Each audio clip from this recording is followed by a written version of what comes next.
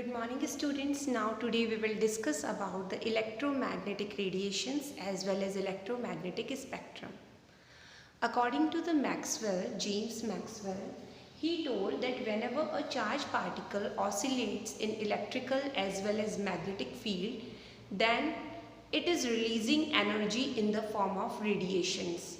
And these radiations are having both electrical as well as magnetic field properties. Okay, such type of radiations were known as electromagnetic radiation.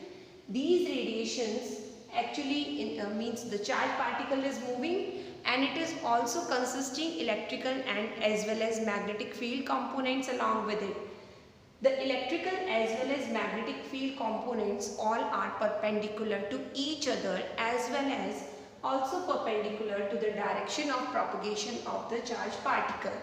Or we can say that the charged particle is moving in the form of wave having electrical as well as magnetic field components. So let's start. So the Maxwell, he gave the electromagnetic theory to explain the electromagnetic radiation. So he told that whenever a charged particle oscillates in electrical as well as magnetic field, then electromagnetic radiations are produced, and these are also known as electromagnetic waves. There are certain characteristics of electromagnetic waves, like the speed or velocity of electromagnetic waves is equal to the speed of light. They travel with the speed of light, that is 3 into 10 to the power 8 meter per second. They do not require any medium for the propagation.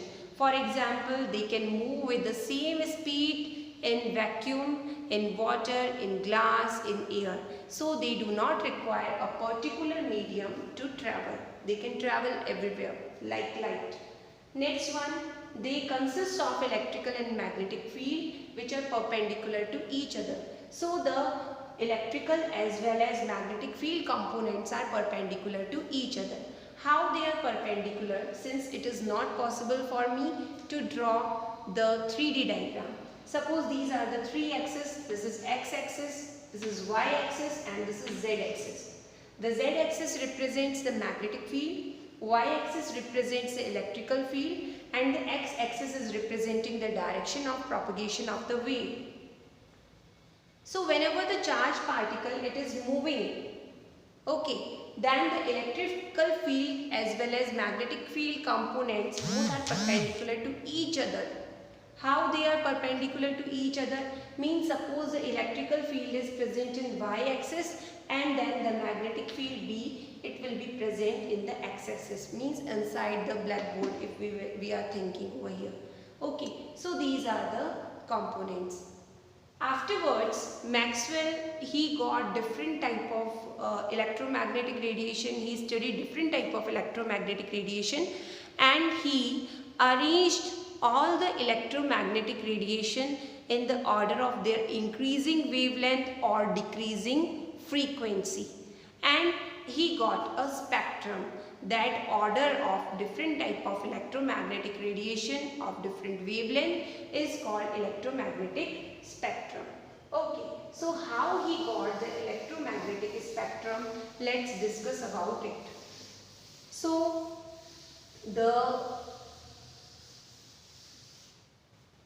James Maxwell, he got the spectrum like this, like cosmic waves, then gamma rays, X-rays, UV rays, visible rays,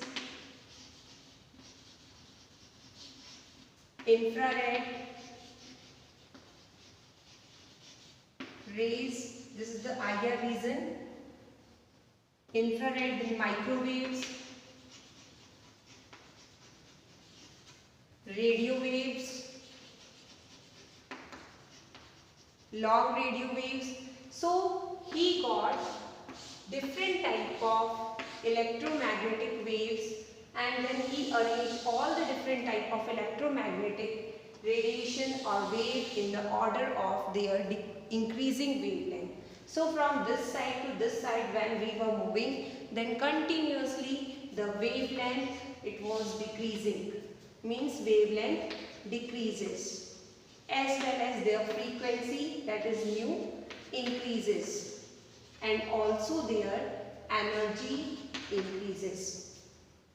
This is the visible region. The visible region represents Vibgyor, that is 7 colored components. Only visible region, the rays in visible region, they are visible to us. So we can see only the electromagnetic wave radiation which comes under the visible region. The violet color component is having the minimum wavelength, that is 3800 angstrom. It is the wavelength. And the red color component is having maximum wavelength, that is lambda is equals to 7600 angstrom. So continuously from left to right, the wavelength is continuously increasing as well as the frequency decreases. Here the cosmic rays represents the minimum wavelength, the maximum frequency as well as the maximum energy. And the radio waves, FM, AM, and long radio waves, they represent the maximum wavelength, minimum energy and minimum frequency. Okay, now there are certain limitations of the electromagnetic radiation also. The limitation of electromagnetic radiation involves, like the electromagnetic radiation, it is not means electromagnetic radiation theory of Maxwell.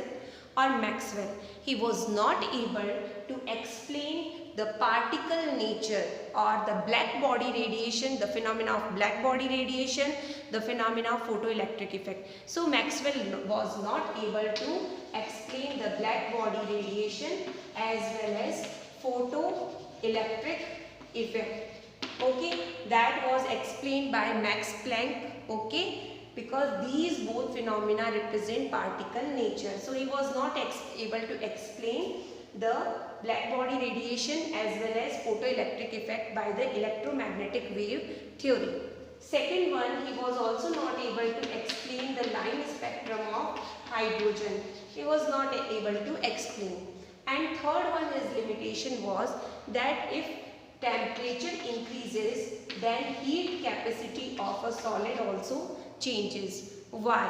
He was not able to explain. Now question comes, what is heat capacity? So what is heat capacity if we are having any solid and we are increasing its temperature? So if continuously we are giving heat to the solid, then its temperature will start rising. Amount of heat required to raise the temperature of a solid by 1 degree is called heat capacity.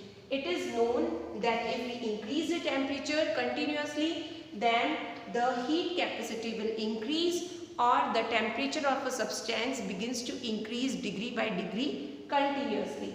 This is called, so this phenomena was not explained by the Maxwell.